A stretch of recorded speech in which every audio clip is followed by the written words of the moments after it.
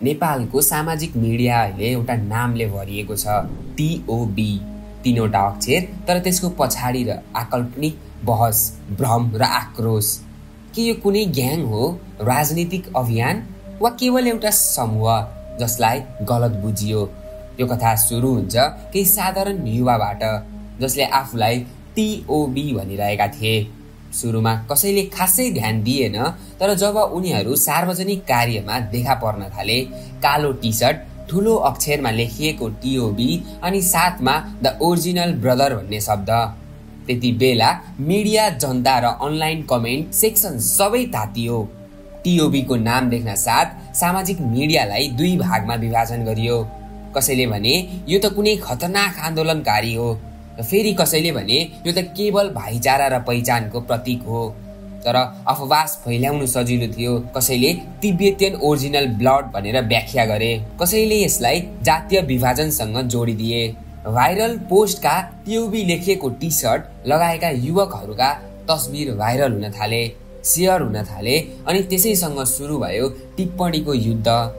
के यो देश विभाजन गर्न चाहिरहेका हुन् कि उनीहरू केवल आफ्नै पहिचानमा गर्व छन्? कसैलाई थाहा थिएन, तर सबै बोलिरहेका थिए, केही ज्ञानका साथ, केही अज्ञानका साथ। टिओबीका सदस्यका अनुसार उनीहरूको उद्देश्य साधारण थियो। हामीले टिओबी बनाएका थियौँ भाइचाराको लागि, सहयोगको लागि र पहिचानको लागि। उनीहरूले आफ्नो नामको अर्थ द ओरिजिनल ब्रदर्स राखेको दाबी गरे। तर जब सामाजिक मिडियामा शङ्काको आधी आयो, तब उनीहरू आफैलाई बचाउन गाह्रो भयो।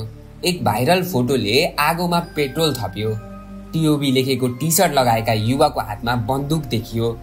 फोटो तुरुन्तै मिडियामा फैलियो अनि आरोप सुरु भयो, हात हतियार सहित हिंसाको संलग्न।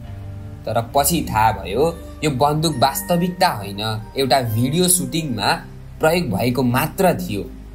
तर यस बीचमा अफवाहहरूले ठूलो क्षति गराइसकेको थियो। नेपालको इतिहासमा पहिचान र जातीयको विषयमा धेरै संवेदनशील रहँदै आएको छ। त्यही कारण टिओबी विवादले धेरै डरायो। के यो केवल एउटा समूह थियो वा नयाँ पिढीको आत्मा, पहिचानको सङ्घको प्रतीक? जब प्रहरी र अनुसन्धान टोलीले यो विषयमा चासो देखाउन थाले, तब सामाजिक मिडियामा अझै विभाजित भयो। कसैले भने सरकारले युवालाई दमन गर्दैछ, र फेरि कसैले भने यस्ता समूहहरू रोक्न जरुरी छ। साँचो भनेको कसैलाई पूरा प्रमाणित थिएन।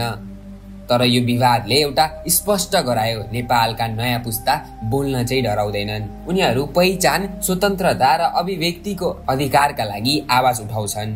यो सम्पूर्ण विवादले एउटा ठूलो प्रश्न उठ्यो कि सामाजिक मिडिया अब संवादको माध्यम हो कि आरोप, कि आक्रोशको मैदान? के हामीले कुनै विषय बुझ्नु अघि नै निष्कर्ष निकाल्न सकेका छौँ? र के 3वटा अक्षरको शब्दले हामीलाई विभाजन गर्न सक्छ? टिओबी विवादले देखायो आजको नेपालमा युवा पुस्ता केवल दर्शक होइन, शक्तिशाली आवाज बनेको छ। तर त्यो आवाजले जिम्मेवारी पनि बोकेको छ, अफवाह नफैलाउने, प्रमाण खोज्ने र साँचो बोल्ने। टिओबीको विवाद आजको नेपालको दर्पण हो, जहाँ एउटा सानो शब्दले ठूलो बहस जन्माउँछ, जहाँ पहिचान र विश्वास बीचको रेखा धमिलो हुन्छ र जहाँ सत्य बुझ्न हल्ला र हाई पार गरेर हेर्नुपर्छ। टिओबीले जे गरे, जसरी गरे, त्यसको मूल्याङ्कन समयले गर्नेछ। तर एउटा कुरा निश्चित छ, नेपालका युवाहरू अब मौन छैनन्, उनीहरू बोल्न थालेका छन् र देशले अब सुन्नुपर्ने समय आएको छ। धन्यवाद। मेरो यो च्यानलको तेस्रो भिडियो हो र हजुरलाई मन पर्यो भने लाइक, कमेन्ट, सेयर गर्न नबिर्सिनु होला र मलाई साथ सपोर्ट गर्नुहुन्छ भन्ने मलाई आशा राखेको छु। धन्यवाद। अर्को भिडियोमा हामी भेट्ने नै छौँ।